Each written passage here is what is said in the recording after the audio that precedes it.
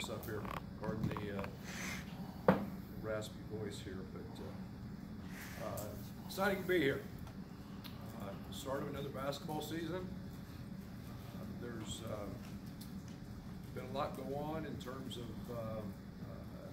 8 new players, 6 freshmen. We've got an exciting group of guys that I've really enjoyed coaching at this point. I think that the leadership of 4 returning guys has been exceptional. I should add 2 others. We got 6 guys back. I'd be very remiss if I did not mention Drew Casey and Tyler Underwood, both walk-ons who were a part of the program last year. But their familiarity, their leadership has been instrumental in helping these new guys. I've been very, very pleased with them. I do want to single out Aaron Jordan. Aaron's our returning senior. Has just taken on a tremendous leadership role within our locker room, and he's got a pay-it-forward mentality. There's a young man that is all Illini. He's all Illini basketball. He's committed to helping these young guys, and he is everything that I want our program to stand for. And in terms of work ethic, the character, he's been tremendous. And then we've seen tremendous growth in our sophomores, in Devontae, in Trent, in those areas. Not to exclude Kipper. Kipper's changed, not just physically. He's lost 12 pounds. He's more mobile. He's worked extremely hard. And Kipper's a guy that is a lead by example guy. He's in the gym all the time. So I feel great about the veterans and the leadership that our young people are getting. There's a youthful exuberance. I've used that word a great deal about our young guys and about our new guys, and that's fun to be around every single day. I think as you'll get to know these guys, this is a group with tremendous personality. You'll see that. We're not a group that is just blah. We're a group that has, as you get to know Io and you get to know Georgie and you get to know Samba, you'll see guys that have a way about them that is very contagious and very magnetic. And again, that's enjoyable. I've mentioned many times since this class has been signed, and I'd be very remiss. I've got a great staff who did an unbelievable job of putting the pieces together in this recruiting class. And we added length, we added athleticism. We also recruited very hard winning. And that's very evident in these guys' success in their past. And it all plays into a culture that we're trying to continually build here. So that's been fun. That'll be very evident. The one thing that I've been very pleased with, we've had 6 practices to this point. Today will be practice number 7, is the competitive drive and the competitive nature of this group. We have very, very few down moments in practice in terms of non-competitive stuff. Again, I attribute our young guys and their competitive spirit. We're making plays that aren't necessarily right yet, but we're making plays because they're competitive and they want to win. So that's been something that's been exciting to watch and to see. We are young. There's no denying that. We're a young basketball team, and every single day we have an oh wow moment. But you go, wow, did we really make that play? That's both good and bad. And the thing that I think excites me the most is as we move forward, and I think we're about 5 weeks from our first game, you're going to see a group of guys that'll be a better basketball team in November than they were, or in December that was better than the one in November, and vice versa all the way down the road. This group will continue to improve. They're a very close group. I love our chemistry. we're working extremely hard on the defensive end. We have to get better on that end of the court. We've done that, I think, in terms of adding some athleticism and length, but I think we've got an IQ piece that I feel very, very good about as well. So those were a couple of things that we've talked about addressing. Our schedule, you've all seen it. It's one of the best in the history of this program. And I'm excited as heck about that schedule. I'm excited about the fact that we've got great home games in the State Farm Center, which I think is the best home court venue. We play in front of the best fans, the best student section, every single night. And there's 15,000 in there. To have Georgetown coming here, to have UNLV coming here. Obviously, the expanded 20-game conference schedule means another home game. So I'm excited about that. We'll definitely be, along with the group that's in Maui, I can't see anybody else having a tougher schedule than those teams in that event. Maui's an elite event. Obviously, Gonzaga off the start is going to be a top 5 team, veteran team, and then you move forward from there. There's no easy ones, and so I'm excited, and you've obviously got the game in St. Louis, playing Ohio State in Chicago, which is United Center's a special place. It'll be great to get on that court as we host the Big Ten tournament there, and getting it back to United Center will be fun. And we didn't play very well there last year, so I'm excited about getting back in there and putting our best foot forward a little bit. But a great schedule. It's truly right around the corner. So our guys will get tested. I've said it with this in regards to the schedule. To be the best, you've got to play the best. And then you've got to not just play them, you've got to beat them. And we will gain a tremendous amount of confidence playing against these caliber teams. And that's what I want our program to be about. One that doesn't shy away from anybody. One that doesn't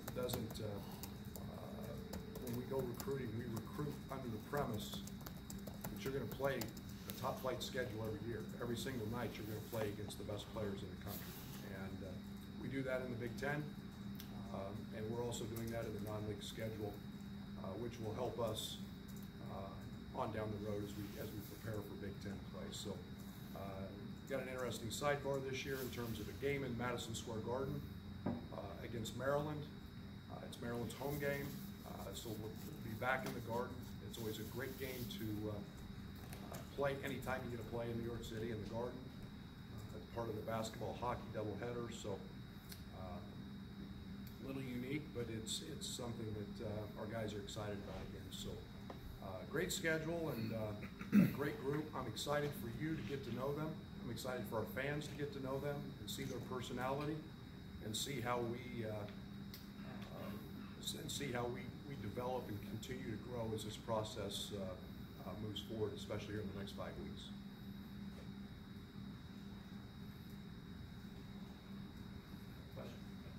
Brad, what goals do you set for the team that are season specific, if at all? And you also set individual goals with each player. We set a group of team goals. It's early for us to do that.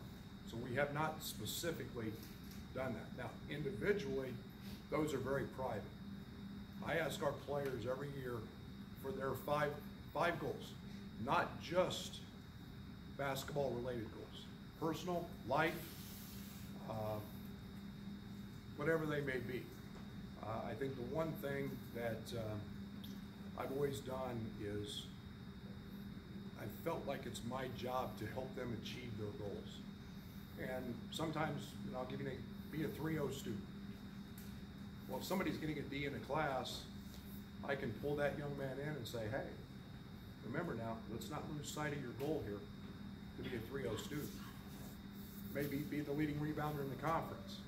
You're averaging 5 rebounds a game, and you're not going every time.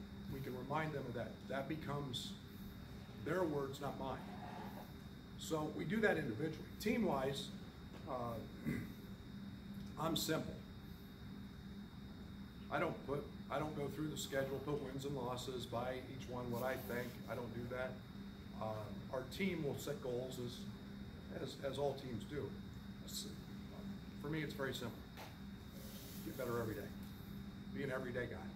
Get better every single day. And if we can do that, then the process will play itself out. There'll be nights where we score more than the other team. There'll be nights when maybe the other team scores more than we do. But it's about the process, and it's about just getting better every single day so we can maximize who we are. Coach, with so many changes to the roster, what's the biggest difference between last year's guys and this year? You know, I think there were a lot of positives last year. I think that you start looking at LaRon Black, and LaRon was a guy that was a 28% three-point shooter, became a 52% three-point shooter, a guy that had an All-Big Ten year. I think we saw the emergence of Aaron Jordan. I think collectively as a group, I think we're deeper. I think we have, I feel very comfortable with our perimeter play. I think we'll be a better shooting team at every spot than we were last year. Now we've got to go out and prove that when the bright lights are on. But the emergence of Trent Frazier, I mean, goodness, what a freshman year. What a freshman year that young man had. And if you all remember back now, he wasn't great at Eastern Illinois in that hurricane relief game. So to see his development, to see his growth, a healthy DeMonte Williams, you know, there's a lot of positives that come from the returners, but there were a lot of positives last year. And to see LaRon Black graduate, sign a pro contract, to do that, to see Aaron Jordan persevere like he did, I take a lot of positives out of that. And those are things that we talk about with this group, and it's about growth. So our young guys can learn a lot from that. For the first week of practice, how are the new bigs doing? How important is it for one of them to be a defensive stopper for you, or to play and help on defense? Yeah, I think it's not just our bigs. Our bigs have done great, and we've had a couple of injuries. Obviously, Adonis De La Rosa is coming off his knee injury, and he's getting closer. He's worked extremely hard. He's dropped about 28 pounds since he's been here. He's a force. He's a load. He's a young man who's 7 foot. We've got him down to 263, I think, right in there. And he's a guy who's proven, and it'll be a nice addition for us. Anthony Higgs has been out with a foot injury, and so we monitor that every single day. But Georgie Bashadishvili has exceeded every expectation that I've had at a very early point. And I try not to put too much pressure on young guys, but I do say this about him. He's the second smartest freshman I've ever coached in terms of basketball IQ and understanding and feel. And he's got a very much a mature mental approach to the game. He understands it. From the defensive side of things, it's a collective group. We're working on being one step better than we were last year. And I mean literally one step. One step more to the help line takes a charge. One step closer blocks a shot. I think we've emphasized that a great deal, and I think we can be. I think Samba Samba's a guy that has length, athleticism. If you line him up baseline to baseline, he can be as fast as any guy we have on our team. And we've got to find ways to continue to utilize that. So as we move forward, I'm excited about those guys and their growth and what they can become. Georgie's a guy we can play a lot of offense through because he's an exceptional passer. Speaking off of Samba, has he kind of caught up after missing the summer? Yeah, it's a real challenge. I mean, he's 8 weeks behind. And the biggest challenge for Samba has been just in the fact that he misses time with Fletch. And you're talking about a guy that all of a sudden you're throwing him in 2.5-hour practices and the conditioning piece was not there. He's close, but he missed 8 weeks of weights, and we did so many fundamental things that pertain to our system this summer, and he's getting caught up. But I will give Samba a lot of credit for this. He shows up every day. He puts in extra time. He's concerned about understanding what we do and film and knowing that. So it's just getting him caught up, and he's slowly but surely getting it. With all the turnover that Aaron's seen throughout his career here, just what does it say about his character that he stuck this out? Oh my gosh. Somebody needs to make sure they hire him. I think you're talking about a guy who's persevered through a lot. Change for young people is not easy. It's very challenging. It's very, very difficult. And for a guy that it can be both good and bad. But I think it speaks of his upbringing. I think it speaks of his family values. I think it speaks of his dedication to this university. If I could put Illinois basketball and put a picture, it's his as the guy who I want to represent our program and what I want our program to be about. You get 15 guys that care. I use the term pay it forward. He wants nothing for Illinois basketball but to be the greatest of all time in his lifetime. I mean, he is committed to it with recruiting, to his commitment. So to have a leader like him and to have a voice like him, I can't put a value on that because it's so important, and again, it does speak volumes to who he is as a person. Coach, what has changed with Kipper? I don't think it's a secret that you two had moments of clashing last year. And was there a point in time where you saw something change for the better? Yeah, I love Kip. Man, I love Kip. And sometimes I saw it early with Kip. You know, Kipper's a talented guy. Kipper's got an unbelievable gift to put the ball in the basket. And we saw that at times. And for Kip, it was consistency. And it was being that guy who can be responsible, accountable every single day, not just to himself, but to his teammates, more importantly, and becoming a great teammate. Wonderful human being, tremendous personality. He's gonna hug you, dap you up, talk to you. That's very contagious. That's what we're trying to get out of him on the court as well. And we helped lean him up. Fletch did. So I think he'll be a more versatile player on the defensive end, especially. Getting him to become more vocal and more of a leader, so that personality comes out. Our new guys have helped him with that.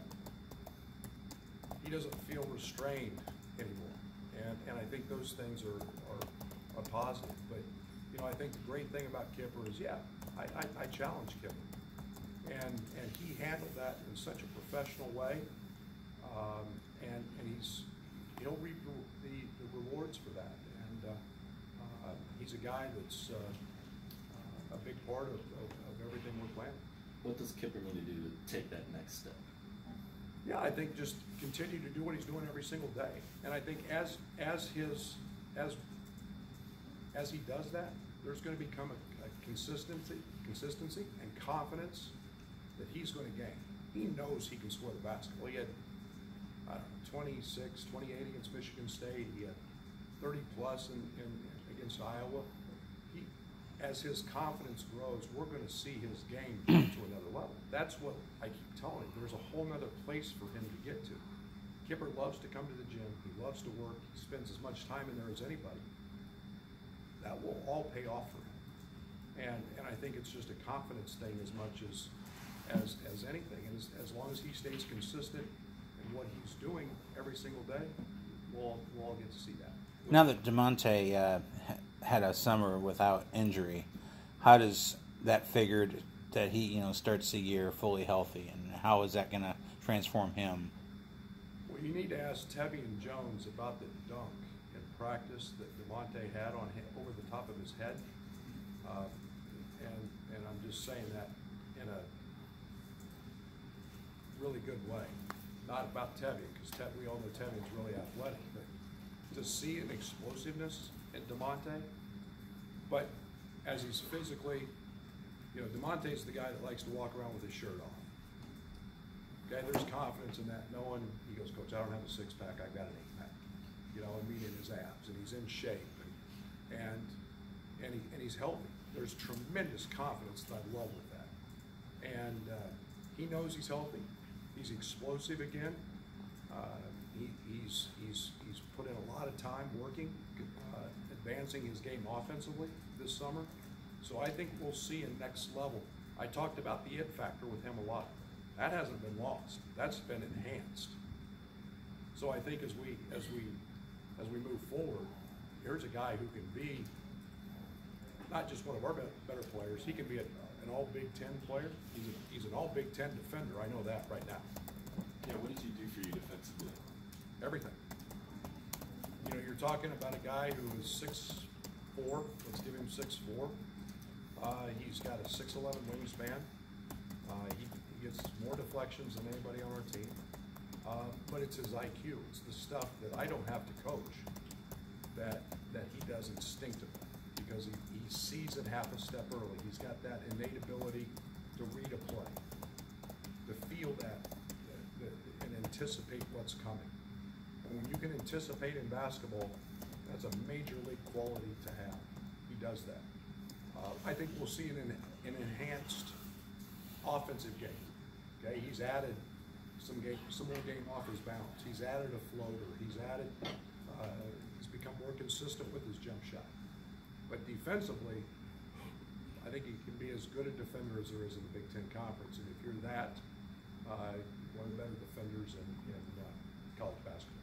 Coach, Io came in with a lot of high accolades. How does he look so far in practice? As advertised. As advertised. And Io's, a lot of people talk about Io, and they should. And he had an unbelievable summer with USA Basketball. Io's greatest attribute may not be anything he does physically. He is an unbelievable teammate. Unbelievable. And his pride for winning is exceptional. He's a guy that everybody knows how hard he works. He puts in a ton of time. And basketball is really, really important, and being successful is really important. But he's got one of those personalities that he's magnetic. He draws guys to him, and he makes them better. USA Basketball coaches said it best. I mean, he led him in assists. He's the guy that everybody loved to play with, and that's very evident on our team. He's very competitive now. He's going to challenge you. We've had some great battles every single day between Trent Frazier and Io DeSumo. That's fun to watch because they're making each other better. But Io's unselfish. Io may have a night where he scores 20. He may have a night where he has 12 assists. He may have a night where he gets 7 rebounds. And along with that, he's got a chance to be one of the better defenders I've ever coached. He's got length. He's got some of the intangibles that DeMonte has, and he's still learning conceptually some of the things that we do, but instinctively, character, as advertised, he's really, really good. But I'll mention Trent and Io, adding Andres Felice into that mix. How do you kind of see mixing those kind of 3-point guards together for you? Yeah, Andres is the old man, and I say that in a really good way. He's got an old man's game. And Andres is the least talked about guy out of every practice. We never talk about him. We never talk about him because he does so many things right. He's been extremely well coached. He's unique in that we play fast, and we're trying to play fast. But the one thing that he does, he never gets sped up in his mind. The game is slow for him, and there's a maturity about that. Yeah, you could very easily see all 3 of those guys on the court together. Andres is a very, very heady defender. He's got great hands. Another guy who anticipates the game very well. And I get, again, a guy that just finds the ball. every time I turn around, the ball's in his hands. He's got the rebound, he's got the loose ball, so many intangible things. And again, there's a reason that young man won a national championship, was a two-time state champion. He's figured that piece out. So yeah, there's going to be lineups out there. You're going to look and you're going to see all three of those guys out there, which good luck guarding any of those three ball screens. Coach, what does Tevin add to your wing that's a little different than what you have on the roster right now? 6'7", scary length. He's a guy. Tev's a guy that can score it in all three facets of the game. Very good catch and shoot guy. He's an elite runner. And then there's a guy who can finish at the rim and way above the rim. He's a special jumper. Excuse me. He's a special jumper. He's a guy that can play above the rim. He's a very good rebounder. And then he's a guy who's got a 1-2 dribble pull-up that is unique. There's not a lot of mid-range game in today's game. He has that. So, but he's a guy that offensively can do a lot of things. I think he's still trying to figure out our system in terms of, in the half court. In the open court, he's electric. Yeah, and then there's a guy who's versatile on the perimeter. He can literally guard 2, 3, 4 because of his athleticism and his length. Last year, you talked about striving to get to positionless basketball. Just where are you at with this team so far this season when achieving that? With certain lineups, we're there. I think that you can see us play 4 guards, a big. You can see us play as we did last year. I mean, you can see us you can slide Kipper over, get Kipper play some by, and force that matchup. So I think we're getting there. We have different pieces. One guy would be very remiss to talk about who's been exceptional is Allen Griffin. Now you've got a 6'5" elite shooter who has a real capability to make hard shots. And again, a kid that, as you see him over there, has tremendous length and has got a chance to be a very good defender. So you could see a lot of different lineups from us. Right now, today, if you ask me who to start, I couldn't tell you.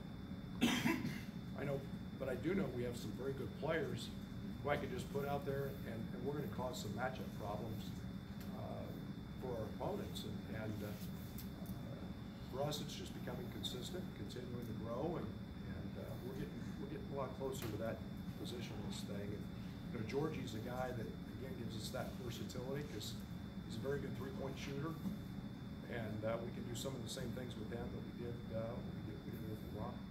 Coach, you talked about fighting for your culture last year. Mm-hmm. Is this group bought in? Yes, and it's a great question to ask them. Absolutely. Thank you. See you over. Coach Fay,